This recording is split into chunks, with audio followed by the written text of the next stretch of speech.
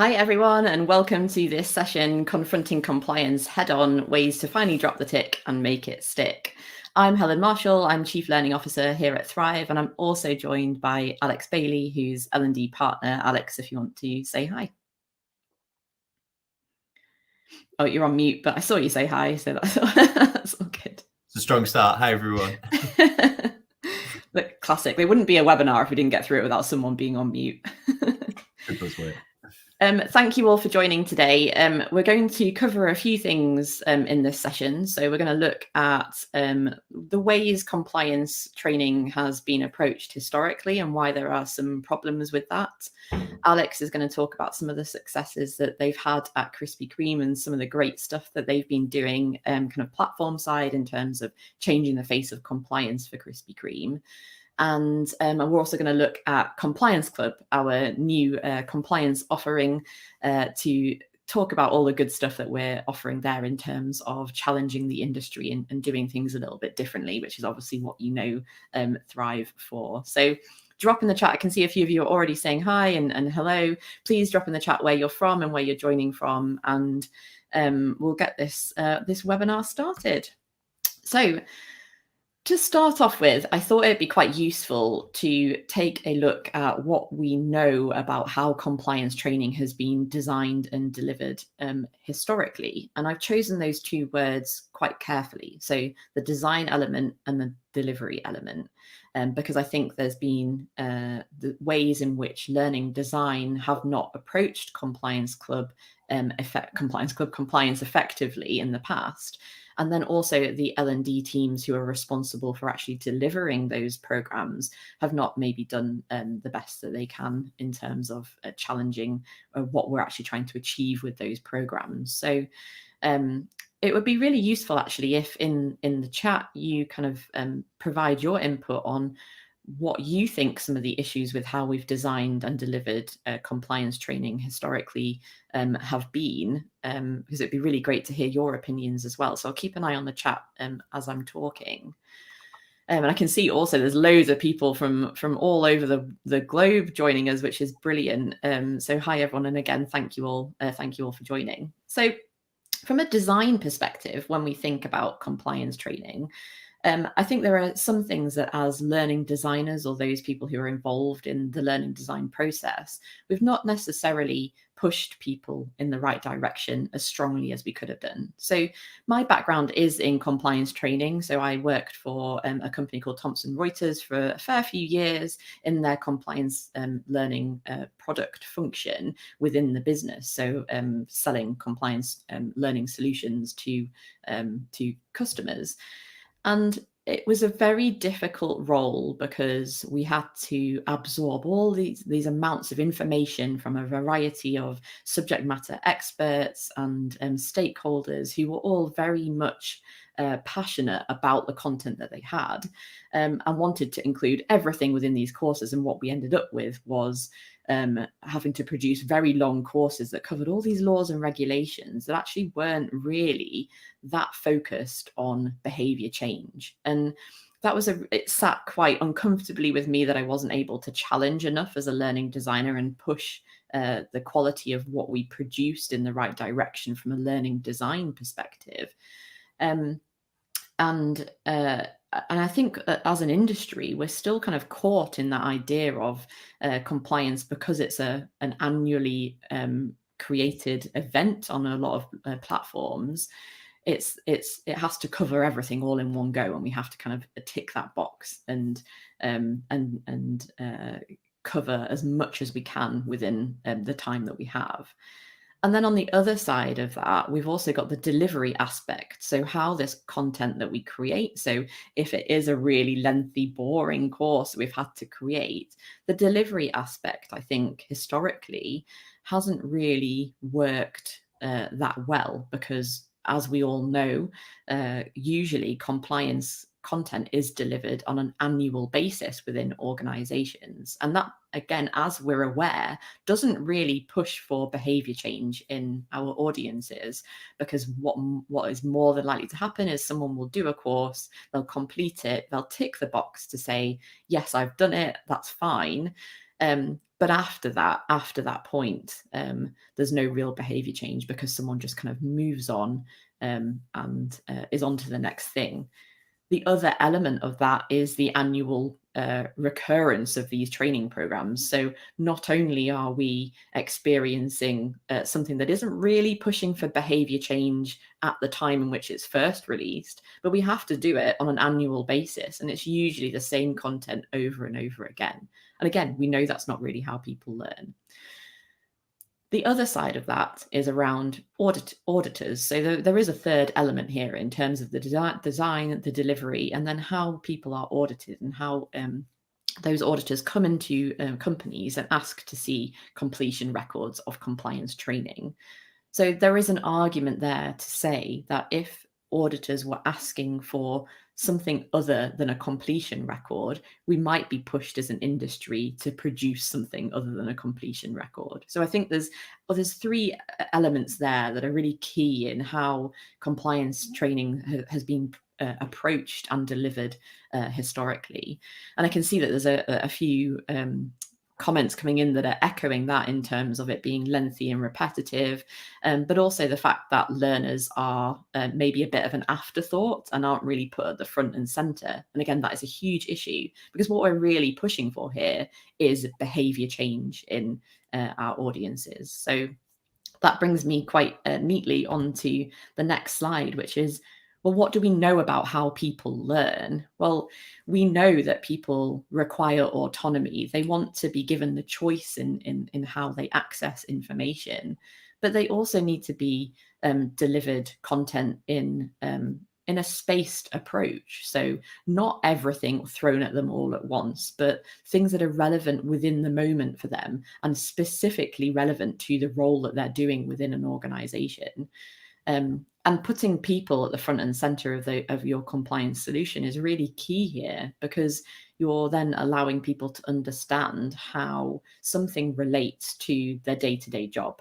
And that is how people learn best. It needs to be relatable to them. They need to understand what the impact is on them, and then be able to be given the time and space to absorb that information, to reflect on what's being shown to them, and then to weave it into their everyday activities. And I would say, again, tying into what we were just speaking about, it's not historically been delivered in that way. So that becomes a real issue, as one of the people in the audience has mentioned, when you don't put learners at front and center and they are a bit of an afterthought to what you're doing. So to ask you all to interact a little bit, we're going to try and think like an end user. So I'm going to put a poll up on screen that you can scan with your phones. If you've got your phones handy, you can scan the QR code, or you'll be able to log into the Slido. But we're really looking to think about what this experience has been like for people within your organization. So if you can scan this QR code, scan it and then answer the question that pops up. If you're not able to scan it, you can type in slido.com and then enter the code, and you should be able to then see the Slido coming up, and hopefully people will start being able to answer, and we'll see the results come onto screen. But there we go, someone's answered. There we go, no one's let me down. So have you ever had to complete compliance training, yes or no? So we're seeing 100% of yes at the moment. No one's answering no, but I'll just give it a few more seconds. And we're really trying to think here around in our own organizations or in previous roles. So I can see that 12 people, 14 people have answered. And we'll just wait a few more minutes just to give people a chance, but it's looking very likely that everyone will have completed compliance training, which Alex, I'm sure you'll agree, falls in line with what we were expecting. Absolutely. Great. Okay. Well, I can see that everyone so far has answered yes. I just can see the numbers still creeping up. So I'm just going to give people a few more seconds to answer and participate if they want to. Yeah, and it's still 100%. Okay, so we'll move on to the next question. So bearing that in mind, for those who have completed compliance training, how many of you have actually changed your behavior as a direct result of doing that training? So you can say, yes, my behavior's changed. No, I haven't changed my behavior, or I always misbehave anyway. So real mix of answers here. To be honest, I did think most people were going to answer, I always misbehave anyway. I'll give people a few more seconds to see what the results say. So really interesting at the moment that the highest answers are no, I haven't. And again, we're thinking about behavior change here. So have you changed your behavior as a direct result of doing some compliance training?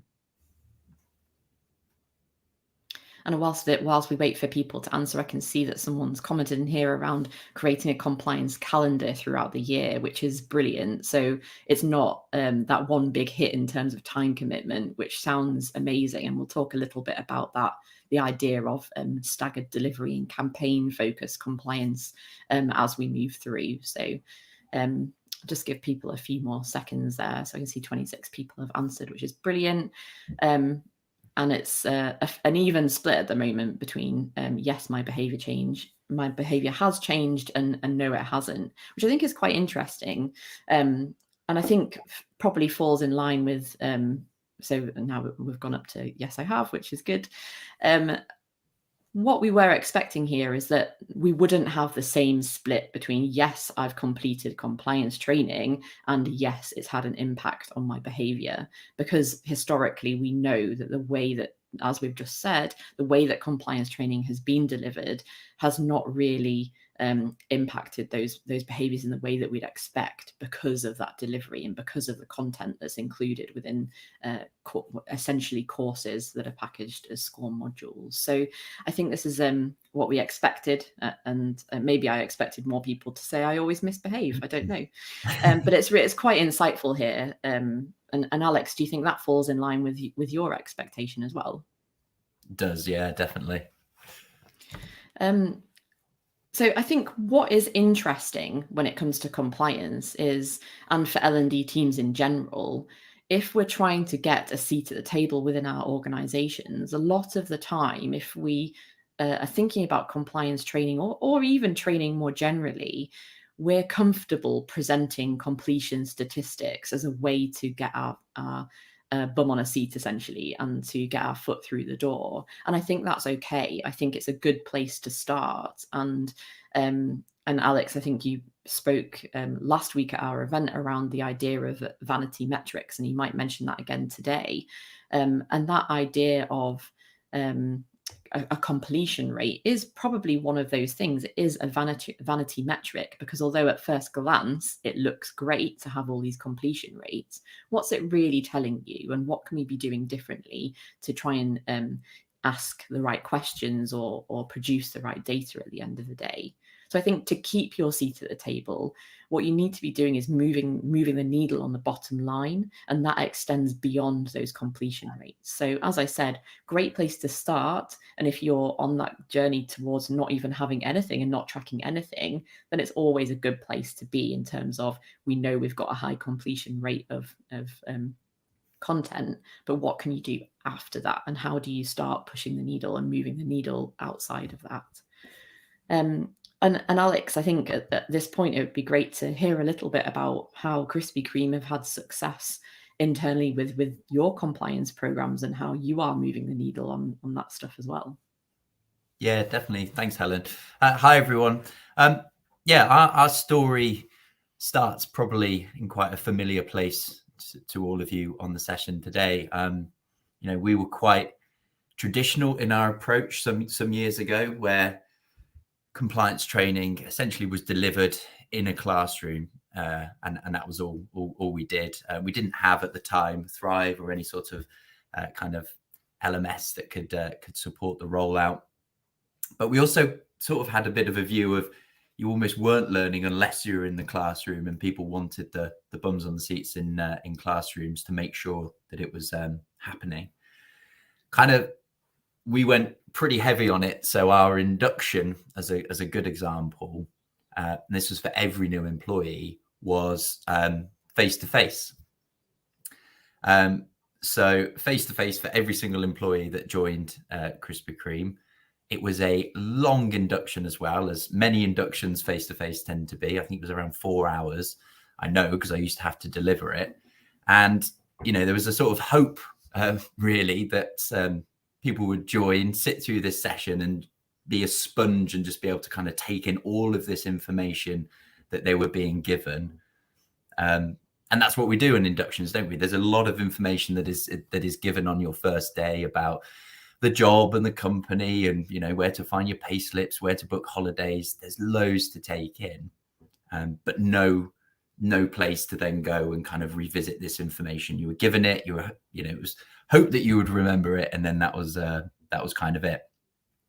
That was then the same sort of approach we then took for our role training as well. So once you got to a point where you were starting to learn a bit about the job you were going to do with us, again, it was all on the job training.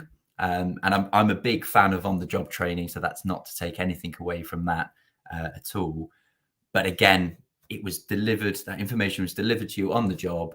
And if you went home that night and you'd forgotten what you'd been told or what you'd learned, that was kind of it.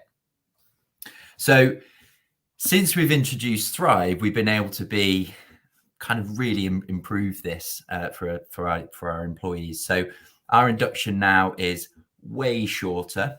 We kind of stripped it right back and really just left it with the real key things that people needed to know on their first day that would kind of set them up, make them feel welcome, and kind of let them know what the next few weeks looked like for them. And obviously it's online, so it's kind of it's interactive in a way that we've been able to vary between videos and kind of sound messages from current employees, but makes it kind of far more engaging than the old sort of slideshow that it used to be. And then because it's online, they can revisit it. I remember I learned, I've seen that in my induction. I can go back and they can obviously review it at any time, which is great. Also, it's done at their home site as well. So we've kind of lost all that hassle of having to travel to a site to have your induction. It just makes the process much more slick for our new starters, but also for our managers as well. And then we started to then using Thrive, but then build our kind of online offering for role-specific training as well. So again, like I said, all of that previously was done kind of on the job learning, but then there was nowhere really to kind of revisit, revise, refresh yourself kind of online to kind of cement the learning. So what we've done is we've built for each role in Krispy Kreme, we've built role-specific pathways. And the idea of these pathways is that they support the practical on-the-job learning. We all know how important learning experiences are and social learning. And, the fact that we all know, again, that you learn best kind of on the job and by doing. We've not lost that. But what we've done is we've kind of bolstered it up with then having this online offering, which kind of supports that practical training, which is great. The other great thing about it is obviously these pathways being online, they're self-paced as well. So those pathways are built of really, really short kind of how-to videos, so 2 minutes sort of maximum. But for each task that is involved in that job role, we just do a little 2-minute video just demonstrating how it should be done. We've got some quizzes in there. We have got short kind of e-learning courses as well, but most of those are kind of 8 minutes long, nothing like you were mentioning at the start, Helen, about 45-minute courses or anything. So kind of nicely chaptered, and they can go through that at their own pace, which is brilliant. The other benefit that we have now as well is we're able to break our employees into what we call audiences. So we are then able to send the right training to the right audiences. That might sound simple for a lot of you, but for us, that was massive, because we're actually finally able to kind of target the right training and the right learning at the right audiences within Krispy Kreme. And what I really wanted to do is, and we're still working on this to be completely truthful with you, but was to avoid a situation where people in our company were being asked to complete training, but they maybe couldn't see the relevance to them, or they couldn't see the relevance of the training to their role. I hate that. And I think that happens a lot with compliance. I don't think, a lot of the time we maybe don't tell the story well enough, or sometimes it is just kind of mass sent out to everybody. And we can kind of get caught out on that. And that's, again, what kind of gives the bit of stigma maybe around it a little bit. And then because we've been able to send all of this training out to audiences, it then gives us some really great data about where we are. So we're able to kind of see parts of the business that are doing really well. And then we're able to, as well, to see parts of the business that are, maybe struggling and needed a little bit more support. Again, data that pre-Thrive, we didn't really have. We didn't really have that picture. And we're starting to see amazing improvements. So this is an example on the screen, actually, of our retail audience. So we've improved their compliance up to, it's 94% now. Helen, you'll be pleased to know, no longer Excellent. 90. So still going the right direction, which is amazing. And it's just great to be able to have this data. I think part of that is last year we took kind of a different tone of voice with compliance training as well. I think my experience with compliance is it always seems to come with a bit of a telling off when it's not been done. People get the stick out and it's, why has this not been done, and chasing the completions and chasing the numbers. We tried to spin it on its head last year as a different approach to see what would happen.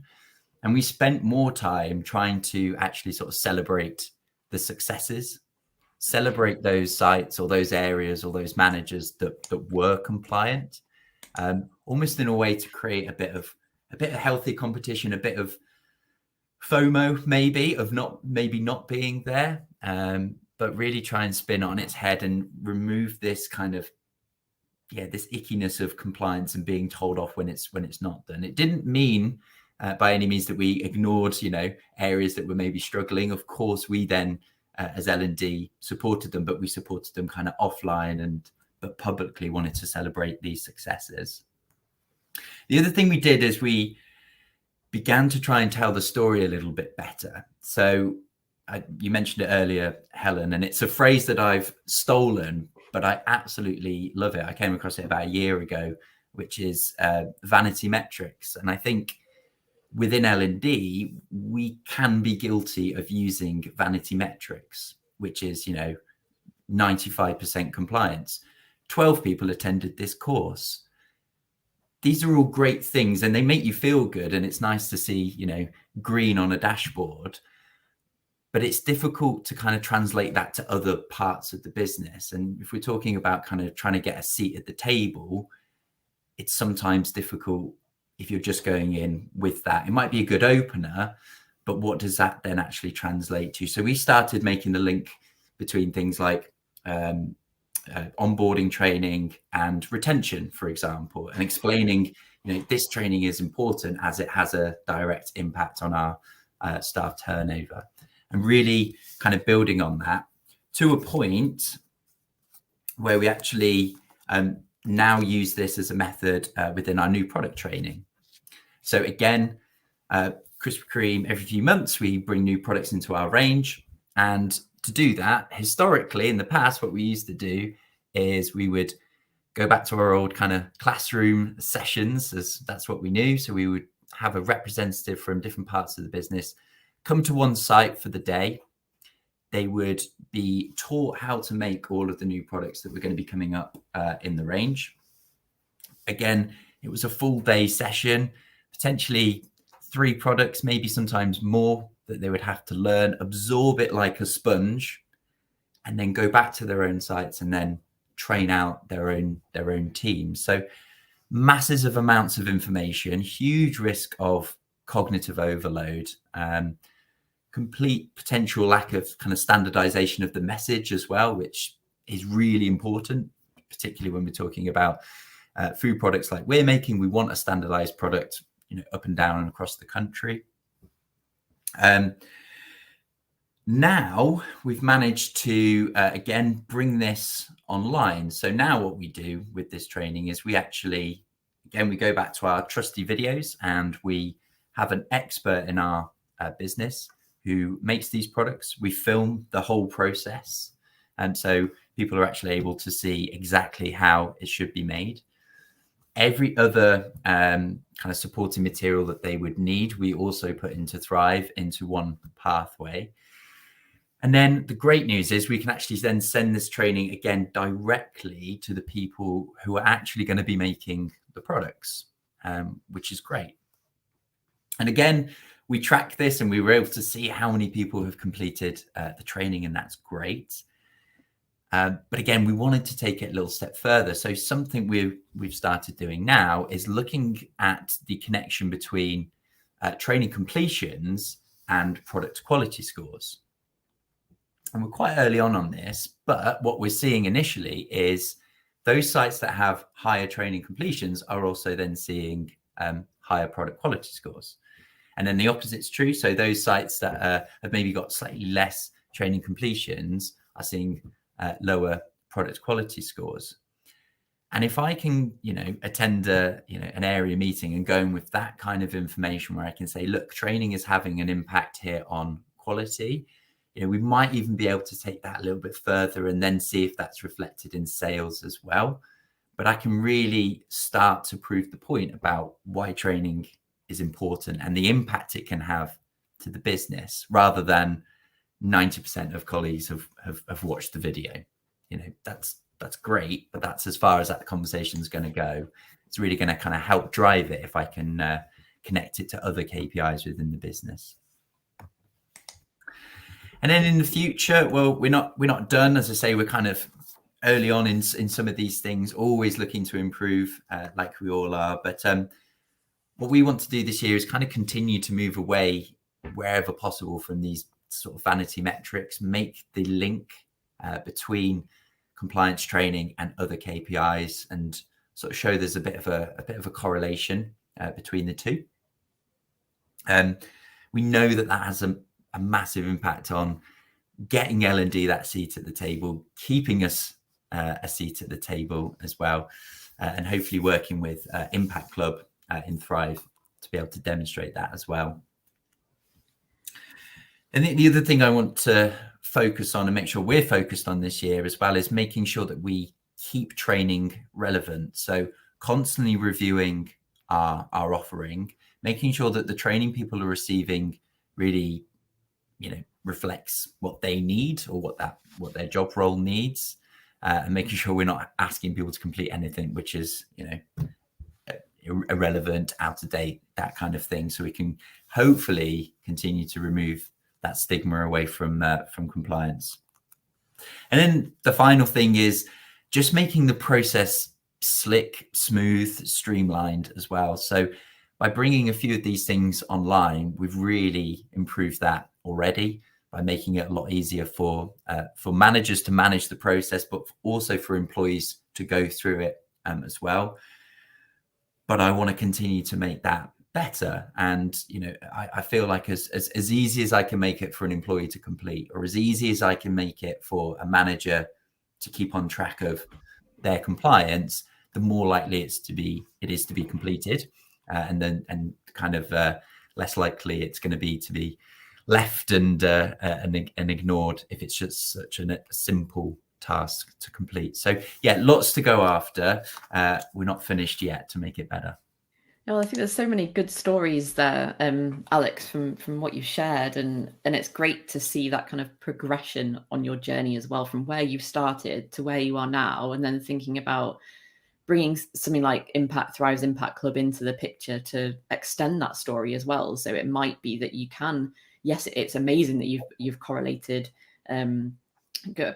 training completions to clear impact on product quality, but like you say, what's next? Can those stats feed into can we show that it's impacting your sales in those areas as well, or what's the extension to that story too? So yeah, really appreciate you sharing that story. And I think it's the idea of personalized content is something that people are recognizing in the audience here that is so important, but also is a huge challenge for people as well. And we'll probably pick up a few of these in the Q&A section at the end, but there's been a couple of comments around the scale of an organization and how it's difficult to dedicate time to tailoring content to those specific audiences. So something that we can maybe have a conversation about towards the end of this, because I think it's really important that we recognize that as well. But thinking there around that kind of that bigger picture, essentially, of where we're feeding into within an organization and how we can motivate people to I guess take part in the compliance programs that are being run, but also see the benefit to them within their roles. Because if you don't see the benefit to you, you're not going to be engaged, and you're definitely not going to be invested, and you probably won't spend the time doing something. So that's where the real focus on making it role, department, sector specific really comes into play. And again, I'll talk about what Compliance Club is doing from that perspective as we move further along.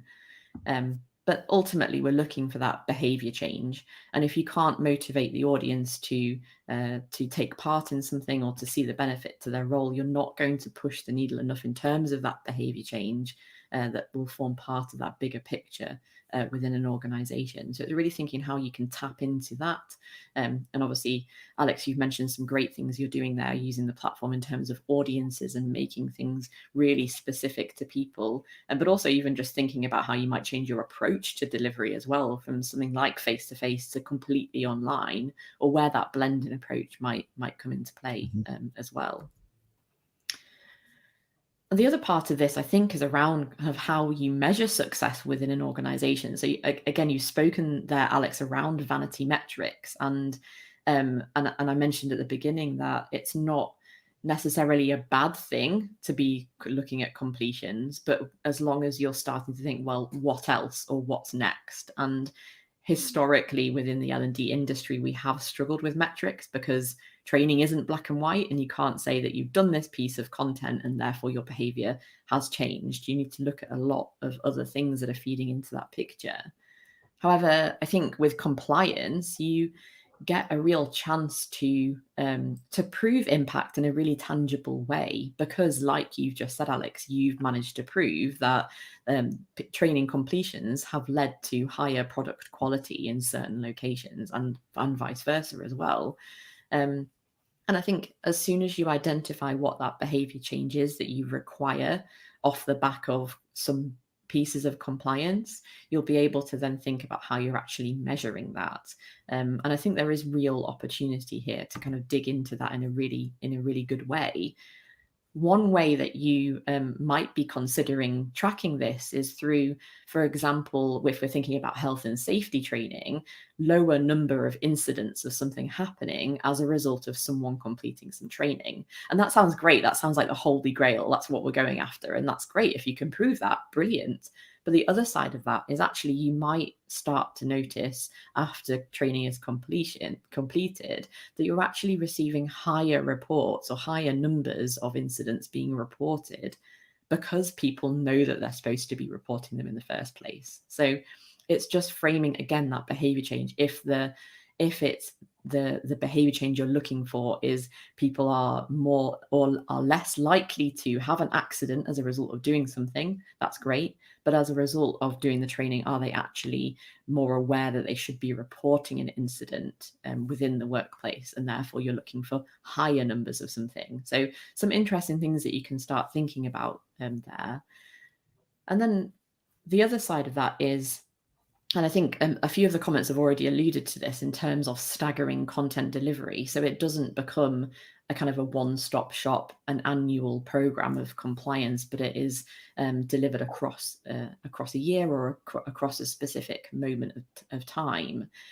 And as a result of that, compliance then becomes more of a topic of discussion. So you feed it into people's everyday roles and everyday lives, and people are able to understand how being compliant in something actually impacts their daily role or the impact that they have on others within the business. So again, it's bringing that personal element back into the picture. And then there's that element of accountability that comes with that as well. So if you're able to understand that and the impact you are having on the safety, for example, of yourself or on others, then you start to hold yourself more accountable for things. And let's take line managers as an example. If there's an element of accountability and, or I know my team is compliant and therefore having an impact on the business bottom line, they're not going to be more likely to take part in a conversation around compliance within the rest of the business. And it becomes much more around those behaviors and ideas and that human aspect of compliance that I suppose has been really lacking in the past, that it's more of a, again, this tick box exercise. Content is delivered, somebody has to do it. But where is the human relationship? Where's the storytelling in that? And how do you bring that into the picture to make it a topic of discussion and not something that is just an annual event, as we've already said? So this is where Compliance Club really does come to the forefront here to talk about our new product, which we launched last week. And it really is changing the game in the face of compliance training because of all the reasons we've dug into already. And that's because it's really focused on accredited content from SMEs. So you know that the content that is created within the resources that we have, and that might be modules, it might be PDFs, it might be looking at that bigger picture of resource types that you're familiar with from Thrive's Content Club. And all of that great content that is in there, is from accredited sources, and it's accredited by ROSPA and CPD at the moment, although we're looking at other accreditations for different types of content as we progress the product. So you can rest assured that it's the right type of content for your people, and they're getting the right content that they need at the right time. But also, and again, just picking up on all the conversation that we've had so far within the chat, it really is important to offer content that is sector and role specific. So from our research within the industry, we actually found that there weren't actually that many offerings that go to the lens that we've gone to in terms of really honing in on what it is that those sectors and those roles within those sectors need. Because it's, again, that is the crux of it, that people need it to be really specific to them. They need to understand why they're doing something, and they need to have that personal investment in it.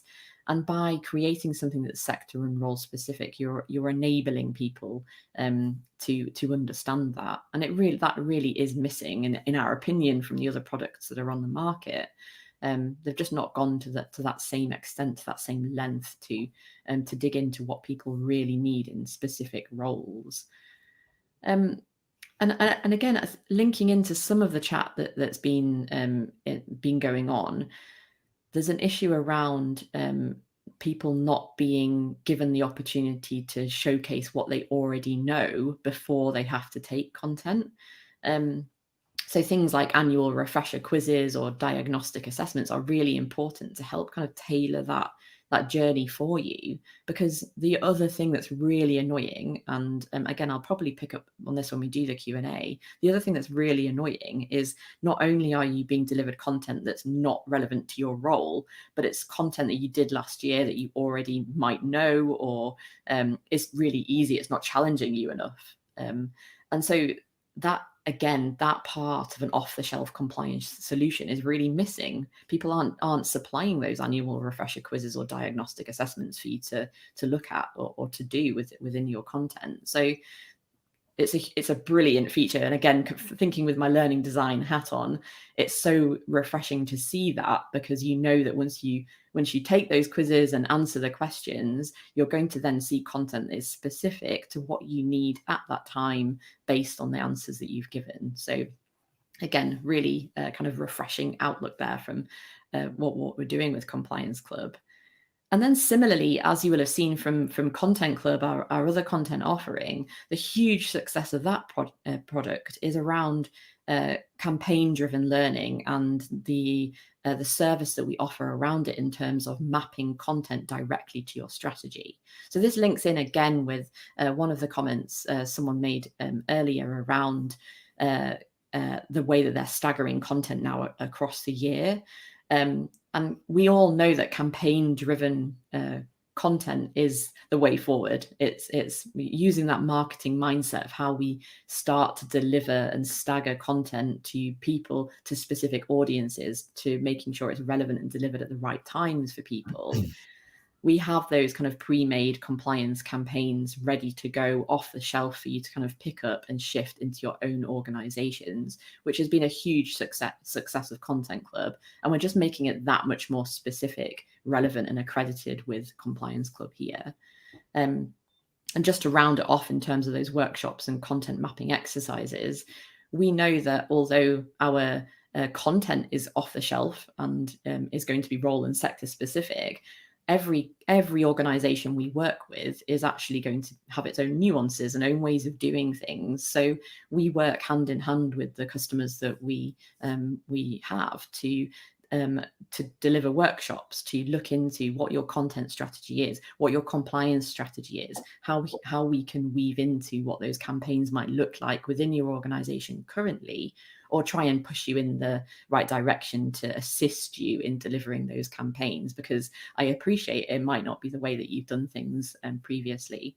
And we can say, well, we have XYZ content that will be relevant for you at this exact time. And here you go, here it is in a nice, neat content map, and it just saves you that extra legwork. I think and Alex, you might agree with me that if we learn one thing over the past couple of years, it's that L&D teams are depleting quickly, and people don't have all the people power that they need. And Compliance Club is really going to be able to be lent on by people to offer that kind of third hand, essentially, to guide you in that process, because we all know how precious time and resources within our organizations. So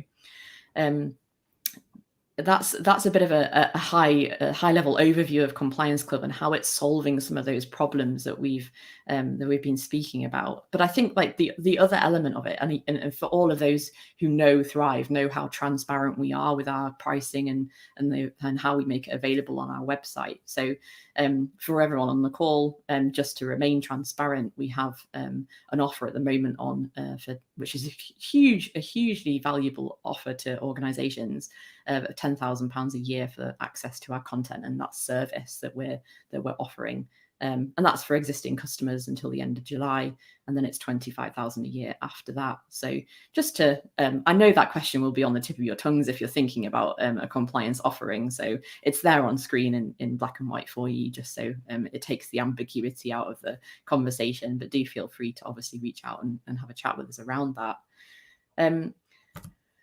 That's a wrap essentially on I suppose my soapbox moment in terms of my pain points of compliance learning and how we can do better as an industry. And Alex, thank you so much for sharing your insight for how you're changing the face of compliance within Krispy Kreme, and then also a reveal of what our Compliance Club product is all about. So I can see that there's been quite a lot of good discussion going on. There is really one question that I was going to pick up. It wasn't really a question. It was more of a statement that I was going to pick up on, which we can get up on screen, which was from Emma Cowley. I hope I'm saying your surname correctly. And that is, you said that we have such an issue with relevance with 35,000 employees, but really only the capacity to create one size fits all courses. It's a challenge. And then actually further down as well, we had another comment from Daisy Charlton as well, from who it would appear works for the Ministry of Defence. So you have the same problem, but with 60,000 civil servants. And it's a huge challenge. And I'm definitely not going to say I've got a silver bullet for how you do that. But I suppose one thing there is thinking about, well, if you aren't thinking about what those audiences are, need within that moment, are you really going to get the behavior change you need as a result? So I think it's about probably in these situations starting quite small and thinking about where those quick wins might be in terms of those audiences. And Alex, I know you spoke about audiences specifically from a Thrive perspective. I don't know whether it's worth just expanding on what that might look like for you at Krispy Kreme. Yeah, well, as I say, it's something we want to get better at. That sounds like a massive challenge, Emma, in terms of the amount of employees. But even down to simple things. When we launched Thrive, we set up and we opened with kind of our what I'd refer to as kind of core audiences. Our kind of classic departments. But then there's kind of nuances and there's even more specifics kind of within those as well. And whilst I don't want to end up in a situation where we have all of these kind of micro kind of audiences broken down into every which way, we can be specific with, we have, for example, different store types or different sites that have slightly different requirements, and wherever possible that we can make it relevant, the better.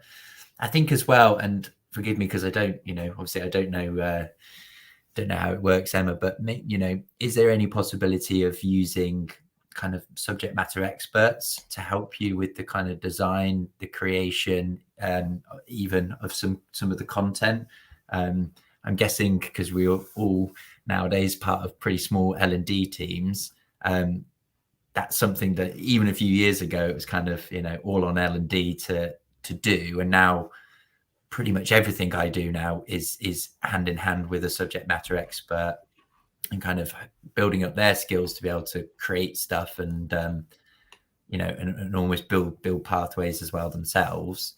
So yeah, I don't know if that helps. I hope it does. But it's maybe an option that might help with those relevances.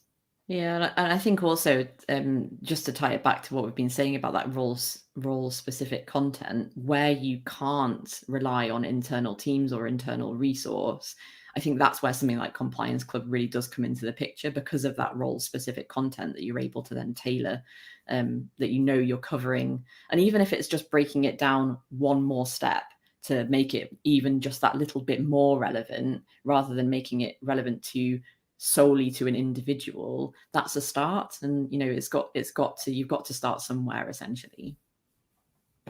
The other comment that I wanted to highlight was a comment from Chris Williams, which was, again, not a question, more of an observation, which is around compliance training seems to rarely be open to pre-existing skills, knowledge, experience, or even organizational performance.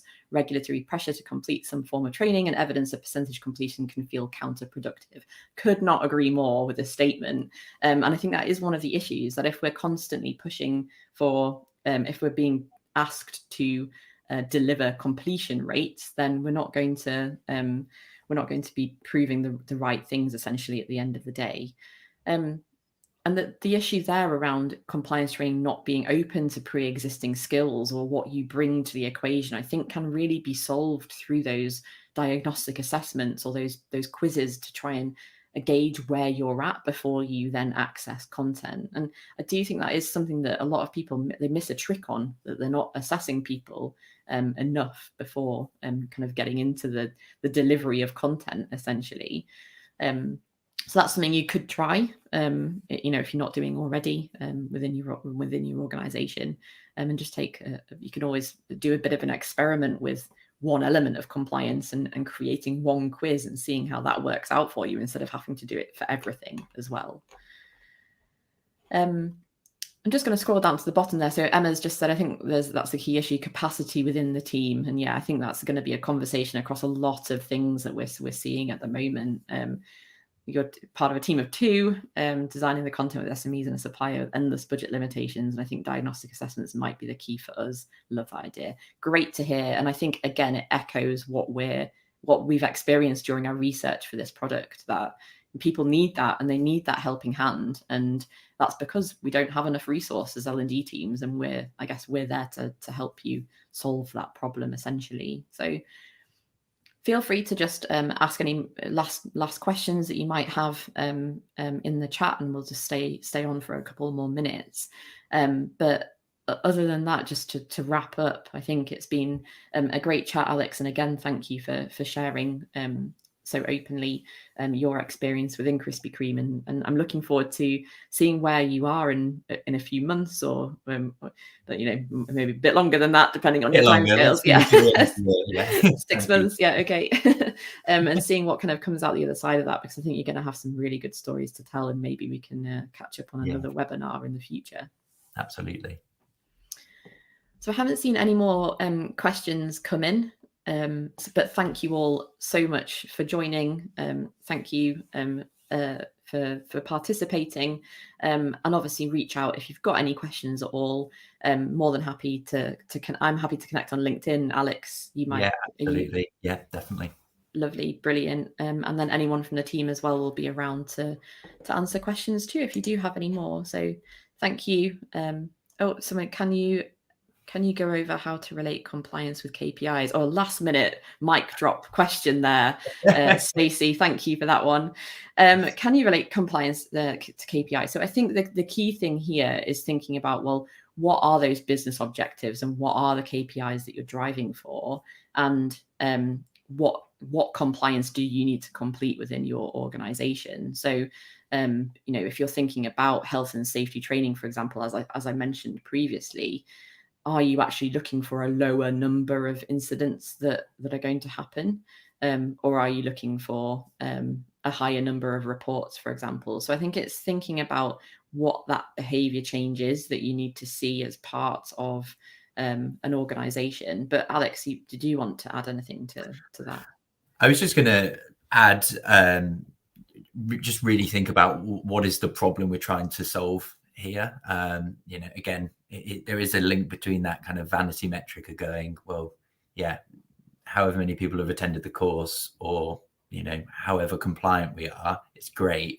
But what was the problem we were trying to solve, which is the reason why this training is here in the first place? And essentially, if you can link that back to that, should give you your measure, which more often than not will be a kind of company-wide or company recognized KPI, and we can link it to that. Because and sometimes we might have to be, it might be kind of a bit tail between the legs type thing, where you've designed something, you delivered it, and you can go, okay, well this is working, we can already see. Or sometimes, and it has happened, you go, okay, this approach or this learning approach hasn't worked, and we're still seeing whatever it might be, whatever your metric is that you're trying to improve. So it can sometimes give you a bit of guidance there as well. So yeah, that's the only thing I'd add. Lovely, thanks, Alex, and hopefully that's answered your question, Stacey. But again, thank you everyone for joining. I've not seen any other questions come in, so please feel free to drop off, and hopefully we'll catch up again on another webinar. We also have, just last minute thing, a free module available of Compliance Club via the link that's just been shared in the chat. So if you want to have a quick look at a free module, give it a download, and you'll be able to have a play around with that, essentially. Lovely. Okay. Well, thank you, everybody, and thank you, Alex. No worries. Thanks, everyone.